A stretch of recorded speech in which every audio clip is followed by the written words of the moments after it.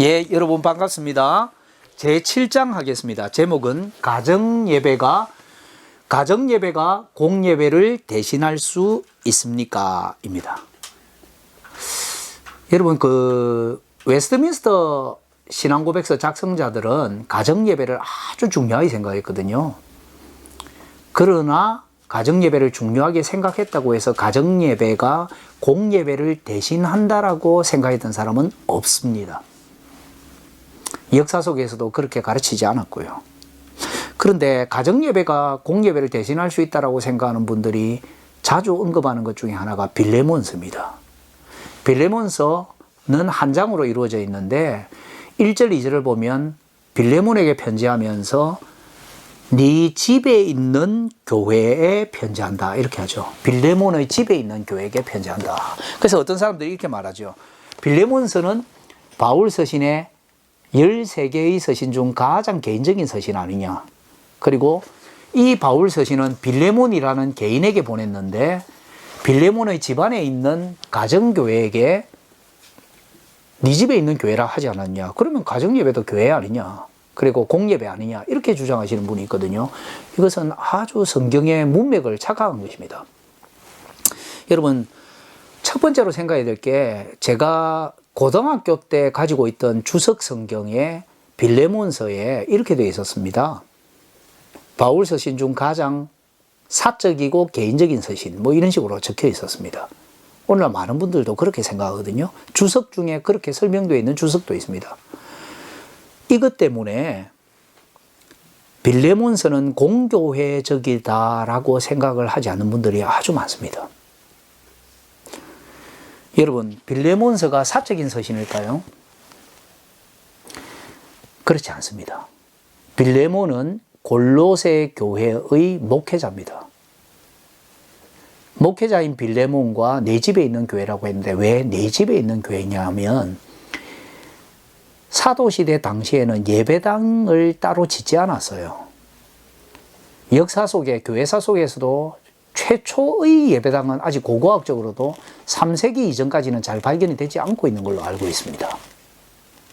그래서 가정집에서 모였죠.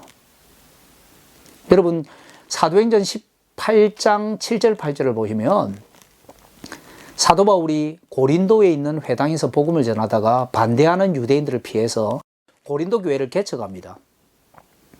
그 개척한 장소가 어디냐? 고린도 회당 바로 옆집입니다. 고린도 회당 바로 옆집에서 교회를 개척합니다. 가정집에서. 사도시대에는 교회가 가정집에서 모였습니다. 그렇다고 해서 가정예배를 드린 게 아닙니다. 그 말이. 빌레몬이라는 사람, 이 사람이 종까지 있었던 걸 보면 아주 부유한 사람이고 귀족일 가능성도 매우 높죠. 빌레몬의 집이 넓고 그 집 안에서 골로새 교회가 모였던 거죠. 여러분, 이것은 고고학적으로 단순히 알게 되는 게 아니고요. 성경 본문 때문에 알게 되는 겁니다. 네 집에 있는 교회. 그리고 이 빌레몬서를 골로새서와 같이 읽어보시면 빌레몬서를 단독으로 보낸 게 아니라 골로새서와 함께 보냈다는 걸 알 수 있습니다. 그 자세한 것은 제가 설명할 시간이 부족하기 때문에 이 책을 참고하시고요. 빌레몬서와 골로새서를 한번 비교해 보십시오. 빌레몬서만 보내지 않았습니다. 빌레몬이 골로새 교회의 목회자이기 때문에 빌레몬서와 골로새서를 같이 보낸 겁니다. 빌레몬에게서 도망친 노예 출신 오네시모의 손에 들려서 보낸 거죠. 그래서 골로새 교회에 문안하는 사람들과 빌레몬서에 문안하는 사람 이름이 5사람이 똑같이 나오는 거죠. 여러분, 그 자세한 설명은 제가 하지 않겠습니다. 시간 관계 때문에. 그래서 여러분, 빌레몬서와 골로새서를 같이 보내는데요. 같은 과목에서 보냈습니다. 골로새서와 함께 보냈습니다. 빌레몬서를. 그리고 누구에게 보냈냐? 목회자인 빌레몬과 빌레몬이 목회하고 있는 골로새 교회 전체에게 보냈습니다. 여러분, 빌레몬에게 보냈다고 해서 빌레몬에게만 보내는 게 아닙니다. 여러분, 요한계시록 1장을 보면 7 교회에 보내라. 아시아의 7교회에 보내라 이러지만 요한계시록 2장 3장을 보면 에베소, 스무나, 버가모, 두아디라, 사데, 빌라델비아, 라우디게아 교회의 사자에게 편지하기를 이라고 되어 있죠. 목회자에게 보내는데 그 교회 전체에게 보내는 거예요. 그 교회의 목회자에게 보내면 어떻게 되냐면 그 교회 전체에 봉독을 하는 것입니다. 골로새서에도 보면 이 편지를 봉독하라고 되어 있습니다.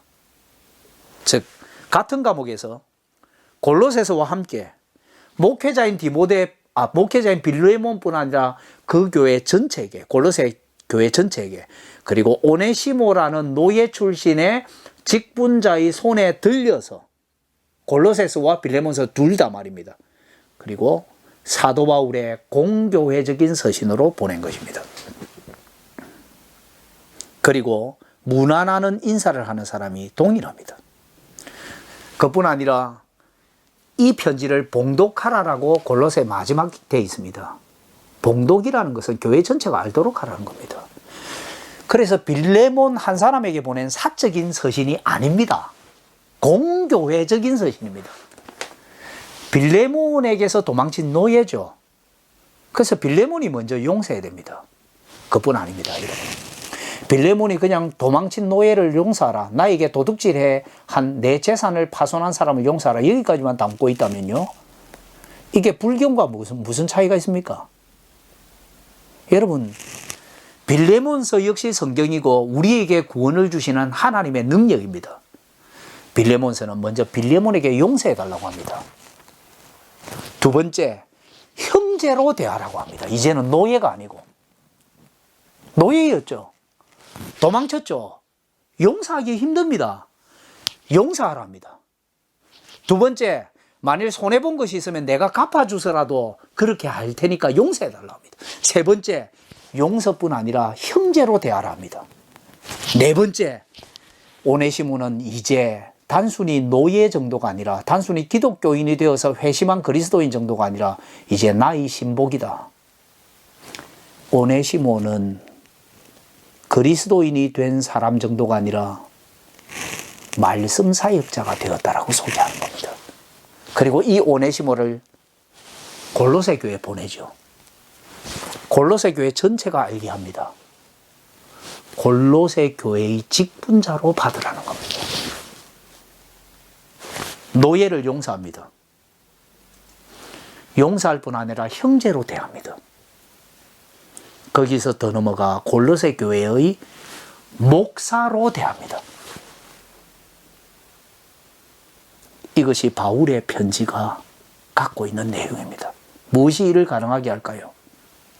그리스도의 복음이 이를 가능하게 했다는 것입니다.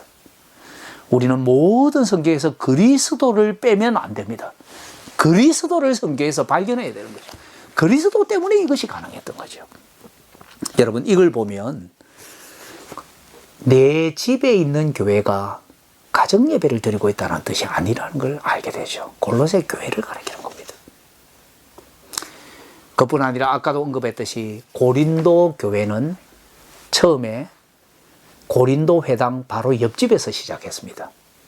사도행전 18장 7절 8절에 6절에서 8절까지 읽으시면 있습니다. 고린도 교회 재미있죠. 회당 바로 옆에서 회당의 핍박을 피해서 개척된 교회인데 나중에 자기들끼리 싸웠죠. 바울이 떠난 뒤에. 이게 얼마나 위험한 일입니까? 교회의 핍박자가 바로 옆에 있는데 자기들끼리 싸웠던 거죠. 교회의 분쟁이 이토록 위험한 것이죠. 여러분, 히브리서를 보면 회심하고 교회 안으로 들어온 사람들이 유대주의를 버리지 못했습니다. 율법주의를 버리지 못했습니다. 그래서 회심하고 교회로 들어와서 세례를 받은 사람들이 다시 유대주의로 돌아가고 회당으로 돌아가는 일이 빈번하게 발생합니다. 이것 때문에 히브리서를 썼습니다. 새 언약으로 들어오고 새 언약이 개막되었는데 왜 옛 언약으로 돌아갑니까? 이게 히브리서죠. 이 히브리서에서 이렇게 말하죠. 10장 25절에 모이기를 패하는 어떤 사람들과 같이 하지 말고 그날이 가까움을 볼수록 더욱 그리하자. 이 본문이 꼭 공예배만 말한다. 저는 이렇게 단정할 수 있는지는 모르겠지만 공예배를 포함한다라고는 분명히 말할 수 있습니다. 여러분, 히브리서 결론을 여러분이 잘 모르십니다. 히브리서 13장의 결론이죠. 제가 읽어주겠습니다. 하나님의 말씀을 너희에게 이루고 너희를 인도하던 자들을 생각하며 저희의 행실의 종말을 주의하여 보고 저희 믿음을 본받으라. 너희를 인도하는 자들에게 순종하고 복종하라.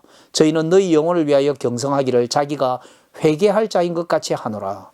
저희로 하여금 즐거움으로 이것을 하게 하고 근심으로 하게 말라. 그렇지 않으면 너희에게 유익이 없느니라. 13장 7절과 17절. 히브리서는 직분자와 회중으로 이루어진 이 모임을 폐하지 말라고 합니다. 고맙습니다.